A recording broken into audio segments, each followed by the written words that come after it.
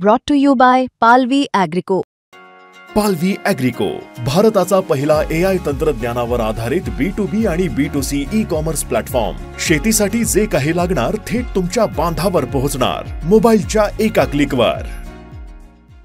विरोधी पक्षांच्या नेत्यांनंतर आता सत्ताधारी पक्षातील आमदारांनी सुद्धा निवडणूक आयोगावरती आरोप करायला सुरुवात केली आहे. राष्ट्रवादी काँग्रेसचे विधान परिषदेतील आमदार सतीश चव्हाण आणि शिवसेनेचे बुलढाण्याचे आमदार संजय गायकवाड यांनी निवडणूक आयोगावरती गंभीर स्वरूपाचे आरोप केलेत. इतकंच नाही तर त्यांच्या मतदारसंघांमध्ये विधानसभा निवडणुकीमध्ये काही बोगस मतदान झाल्याचा आरोप सुद्धा त्यांनी केलाय आणि या सगळ्या प्रकरणाची चौकशीची मागणी या दोन सत्ताधारी आमदारांनी केली आहे. सुरुवातीला राष्ट्रवादी काँग्रेसचे आमदार सतीश चव्हाण यांचा आरोप नेमका काय आहे, त्यांची मागणी काय आहे आणि त्यानंतर शिवसेनेचे एकनाथ शिंदेंच्या शिवसेनेचे आमदार संजय गायकवाड यांनी निवडणूक आयोगावरती कोणते प्रश्नचिन्ह उपस्थित केलंय, त्यांच्या कार्यपद्धतीवरती काय टीका केली आहे, त्यांचे आक्षेप नेमके काय आहेत, हेच सगळं आपल्याला या व्हिडिओच्या माध्यमातून समजून घ्यायचं आहे. नमस्कार, मी आतिक आणि मुंबई तकमध्ये तुम्हा सर्वांचं स्वागत आहे. तर सगळ्यात पहिला आरोप कुणाचा आहे, तर सगळ्यात पहिला आरोप आहे राष्ट्रवादी काँग्रेसचे विधान परिषदेचे आमदार सतीश चव्हाण यांचा. सतीश चव्हाण हे गंगापूर विधानसभा मतदारसंघातून 5000 मतांनी ते हरलेले होते. अर्थात ते तुतारीवरून म्हणजे राष्ट्रवादी शरद पवार गटाकडून लढलेले होते, पण निवडणूक झाल्यानंतर त्यांनी राष्ट्रवादी अजित पवार गटामध्ये प्रवेश केलेला होता. आता त्यांचं म्हणणं काय आहे, तर गंगापूर विधानसभा मतदारसंघात जवळपास 36,000 मतदारांची दुबार नावं आहेत, म्हणजे एकापेक्षा अधिक वेळा त्यांची नावं आलेली आहेत. आणि तिथे जे BLO असतात म्हणजे बूथ लेवल ऑफिसर, त्यांनी या मतदारांची ज्या मतदारांची नावं दुबार आहेत, दोनदा आहेत, पडताळणीचं काम केलेलं नाहीये.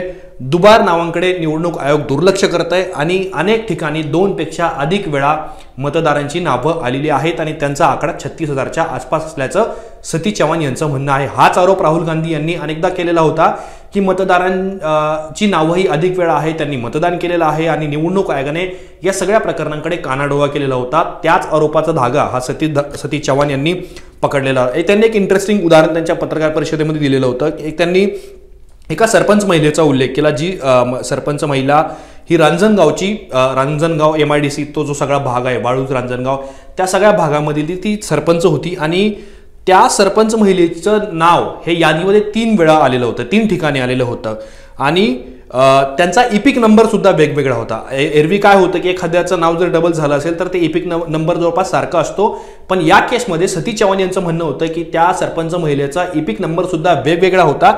त्यामुळं हा घोळ केवळ घोळ नाहीये, तर संघटितरित्या मतदार यादीमध्ये हा घोळ घातला गेल्याचा आरोप त्यांचा आहे. पुढचा आरोप त्यांनी काय केलाय की घरात जे लोक नाही आहेत त्यांचे सुद्धा नावं ही मतदार यादीमध्ये आहे, मयत लोकांची नावं सुद्धा त्यामध्ये आहेत, घर क्रमांक, फोटो नसलेल्या अनेक मतदारांची नोंदणी झालेली आहे आणि काल्पनिक पत्ते किंवा पत्तेच नसलेल्या ठिकाणी नोंदणी करण्याचं काम करण्यात आलेलं आहे. म्हणजे त्यांचं म्हणणं आहे केवळ दुबार मतदार नोंदणी झालेलं नाही आहे, तर अनेक ठिकाणी काल्पनिक पत्ते आहे, त्या घरांची नोंदणी नाही आहे किंवा त्या घर नसलेल्या ठिकाणी सुद्धा लोकांची नावं त्या मतदार यादीमध्ये आहे. त्याचबरोबर जी लोक घरात नाही आहेत, ज्यांचा तपासच नाही आहेत, त्यांची सुद्धा नावं मतदार यादीमध्ये आहे.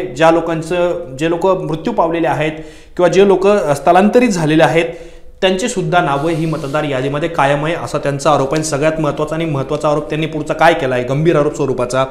एक दत्तनगर नावाचा एक भाग आहे रांजणगावमध्ये, तिथे असं त्यांचं म्हणणं आहे 495 मतदारांची नोंदणी ही निवडणूक आयोगाने यादीमध्ये त्यांच्या दाव्यानुसार केली असं ते सांगतायत. एकाच पत्त्यावरती 776 मतांची नोंदणी झाली असं त्यांचं म्हणणं. रांजणगावमध्ये दत्तनगर भाग नावाचा असला काही भागच नाही असं दावा त्यांनी केलाय आणि वेगवेगळ्या मतदार याद्यांमध्ये दत्तनगर या भागाचा 10 वेळा उल्लेख आहे. अशा प्रकारच्या गोष्टी त्यांनी लक्षात आणून दिल्या त्यांच्या पत्रकार परिषदेमध्ये. पण शेवटचा महत्त्वाचा आरोप त्यांनी काय केलाय, तर एकट्या रांजणगावमध्ये 4557 बोगस मतदार आहेत. ग्रामपंचायतीच्या याद्यांमध्ये सुद्धा प्रचंड घोळ होतोय.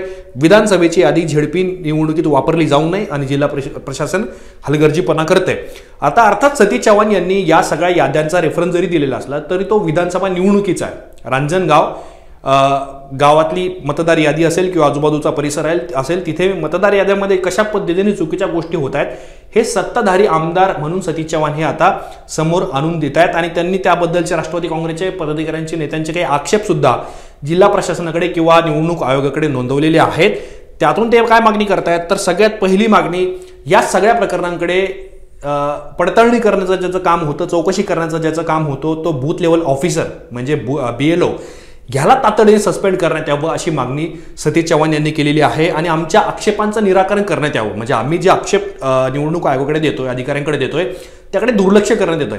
ते तातडीने गांभीर्याने घेण्यात यावे आणि या निराकरणाकडे दुर्लक्ष करून त्या सगळ्या बोगस मतदारांची यादी किंवा बोगस मतदारांची नावं ही वगळण्यात यावी आणि नवीन अपडेटेड यादी प्रसिद्ध करून पुढच्या निवडणुकीला सामोरं जावं.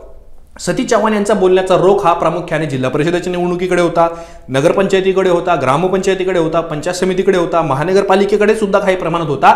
पण आता या मतदार घोळाचे आरोप जर विरोधी पक्षनेते करत असतील आणि त्यांच्या लागोलागाचा सत्ताधारी पक्षाचे आमदार करत असतील तर मग आता मुख्यमंत्री देवेंद्र फडणवीस यावर रिॲक्ट होणार का, किंवा अजित पवार असतील, एकनाथ शिंदे असतील, हे रिॲक्ट होणार का, हे सुद्धा पाहणं महत्त्वाचं ठरणार आहे. आपण सतीश चव्हाण यांच्याबद्दल बोललो. दुसरे महत्त्वाचे आमदार आहेत संजय गायकवाड. अर्थात संजय गायकवाड हे त्यांच्या नेहमीच्या वादग्रस्त वक्तव्यांनी प्रसिद्ध असतात किंवा त्या चर्चेत असतात. पण आताच्या वेळेला त्यांनी बुलढाणा विधानसभा मतदारसंघामध्ये 4,000 बोगस मतदार असल्याचा दावा केलाय आणि तो दावा केवळ केलेला नाहीये, तर ते म्हणतात की स्थलांतरित झालेले किंवा मृत पावलेल्या लोकांची नावं आणि मतदार यादीमध्ये कायम आहेत आणि अशा मतदारांची संख्या ही बुलढाणा जिल्ह्यामध्ये 1 लाखांपेक्षा जास्त आहे. मग अशा बोगस मतदारांना वगळलं का जात नाहीये असा आरोप संजय गायकवाड यांनी केलाय. अर्थात संजय गायकवाड हे सुद्धा सत्ताधारी पक्षाचे आमदार आहेत. एकनाथ शिंदेची शिवसेना ही सत्तेमध्ये सहभागी आहे आणि त्यांनी काय मागणी केली आहे तर मतदार ओळखपत्र हे आधार कार्डशी जोडण्यात यावं, मृत्यूचा दाखला हा ओळखपत्राशी लिंक करावा, दुबार मतदार करणाऱ्यांवरती कारवाई व्हावी आणि यादीतील बोगस नावं ही तातडीने हटवावी. आता संजय गायकवाड यांचे आरोप आणि त्यांची मागणी मी तुम्हाला एक प्रकारे दाखवली. त्या संजय गायकवाड यांच्या सुद्धा म्हणण्यातून हे येतं की स्थलांतरित झालेले मतदार किंवा मृत्यू पावलेल्या मतदारांची नावं कायम आहेत आणि कदाचित त्यांनी मतदान सुद्धा केलेलं असावं. जे लोक अस्तित्वातच नाही त्यांनी सुद्धा मतदान केलेलं असावं.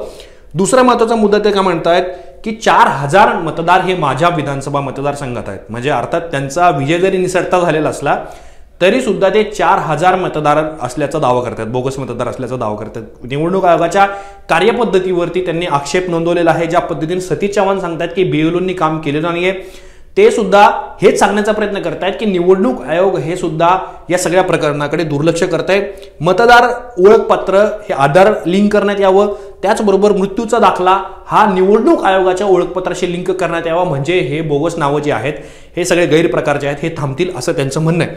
पण साधारण आपण जर बघितलं तर निवडणूक आयोगावरती लोकसभेतले विरोधी पक्षनेते राहुल गांधी हे सातत्याने आरोप करतात की ही सगळी प्रकरणं म्हणजे वोट चोरी आहे, मतांची चोरी आहे आणि त्याचाच आधार घेऊन महाराष्ट्रामध्ये राज ठाकरे असतील, जयंत पाटील असतील, उद्धव ठाकरे असतील, बाळासाहेब थोरात असतील, सत्यजित पाटील असतील किंवा स्वतः शरद पवार असतील यांनी निवडणूक आयोगाच्या अधिकाऱ्यांची भेट घेतलेली होती मुंबईमध्ये आणि त्यांनी सगळे आक्षेप जे आहेत ते निवडणूक आयोगासमोर ठेवलेले होते. म्हणजे आता जर निवडणूक आयोगावरती आरोप होत आहेत तर तो विरोधी पक्षातला आमदार किंवा नेता करेल आतापर्यंत असंच चित्र होतं.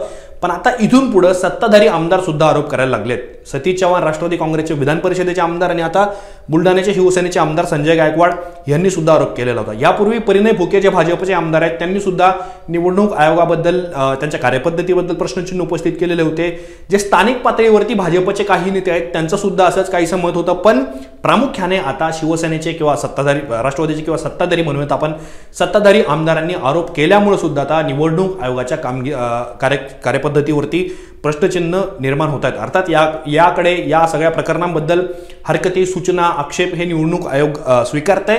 पण त्याला उत्तर निवडणूक आयोग का देणार हे सुद्धा पाहणं अत्यंत महत्त्वाचं ठरणार आहे. तुम्हाला सगळ्या प्रकरणांबद्दल काय वाटतं? तुमची मतं आम्हाला कमेंट बॉक्समध्ये जरूर कळवा. असेच माहितीपूर्ण व्हिडिओ पाहण्यासाठी मुंबई तकच्या YouTube चॅनलला सबस्क्राईब करायला विसरू नका.